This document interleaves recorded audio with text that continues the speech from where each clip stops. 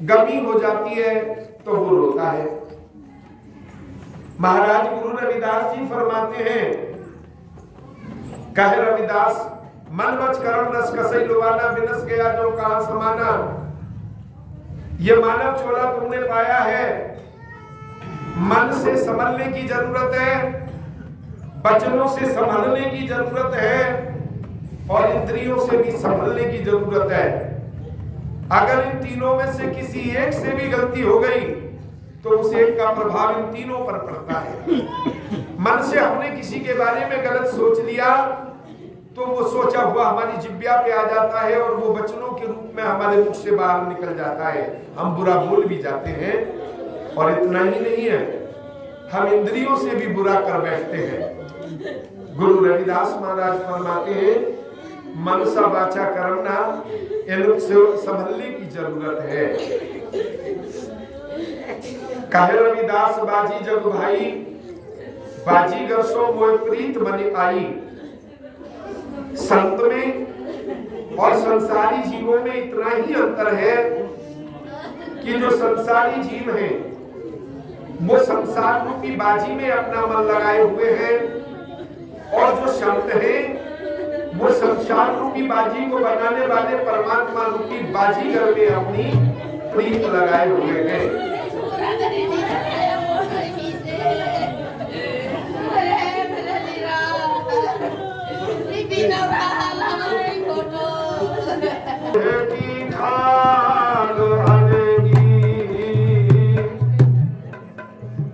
आखिर पहुंच जाना होगा, कब तक यहाँ तेरी देह पलेगी। कहे कबीर पुकार हे मानव, अंत समय न तेरी दाल गलेगी।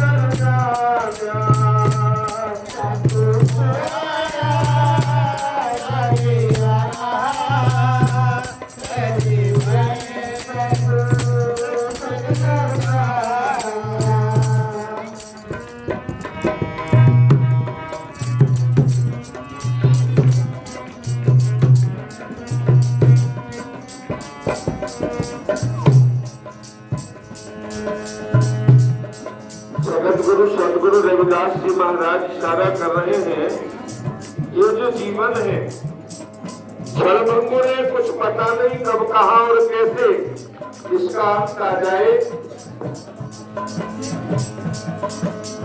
जो दिन आता है वो चला जाता है। हम आए हैं, हमको भी जाना है, हमारे शब्द के कितने चले गए। क्या किसी ने मन में सोचा था? शायद सपने में भी नहीं सोचा होगा कि श्रवण कुमार जी के बारे में ऐसी खबर मिलेगी। क्या तू सोया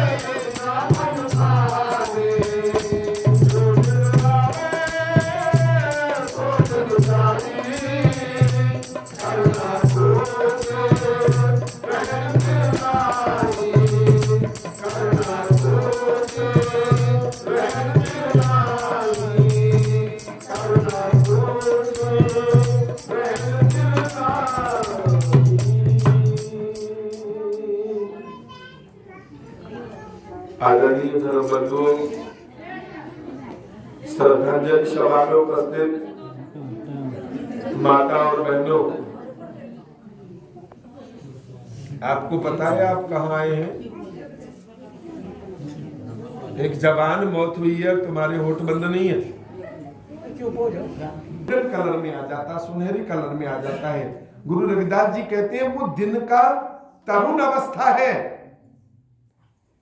और जब भगवान सूर्य हमारे सिर के ऊपर हो तो वो दिन की जवानी है, और जब सूर्य ढलने लगे संध्या की ओर तो दिन को बुढ़ापा चढ़ना शुरू हो जाता है। और जब भगवान सूर्य संध्या की कोख में समा जाए तो समझ लो कि दिन समाप्त हो गया है। जो उदय हुआ था वो अस्त हो गया, जो बना वो बिगड़ गया, जो पैदा हुआ वो नापैद हो गया।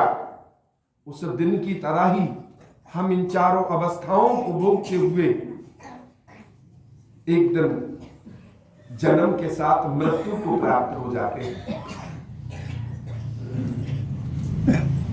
गुरु कहते हैं कि ये हमारे ही साथ नहीं हुआ या हमारे अपनों के ही साथ नहीं हुआ है। श्रवण कुमार जी से पहले भी शायद इस धरती से बहुत सारे युवा नौजवान होनहार भगवान को प्यारे हुए होंगे। इसमें कोई शक नहीं है कि पूरी नगरी, पूरी बस्ती, गड़ी गोसाई, सारे रिश्तेदार, मेहमान, शोकाकुल परिवार सब गमगीन हैं। लेकिन गुरु कह रहे हैं कि थोड़ा विचार करके देखो कि इससे पहले भी तो ऐसे समय आए होंगे, लेकिन मरे के साथ मारा नहीं जाता। अज्ञान और अविद्या की चादर ओढ़कर गफलत की नींद में सोने वाले जिज्ञासुओं को, जीवों को जगाया है गुरु जी ने। इस जीवन और जगत को तुमने अपना मान रखा है क्या? आज श्रवण कुमार जी को श्रद्धा सुमन अर्पण किए जा रहे हैं, उनकी दिवंगत आत्मा को भावभीनी श्रद्धांजलि दी जा रही है। लेकिन याद रखना, बारी बारी से एक दिन ये हम सबके लिए जरूर आना है। और जब आना है तो भगवान गुरु रविदास जी से पूछ लिया, महाराज हमें रास्ता बताओ, क्या करें? तो गुरु जी ने कहा,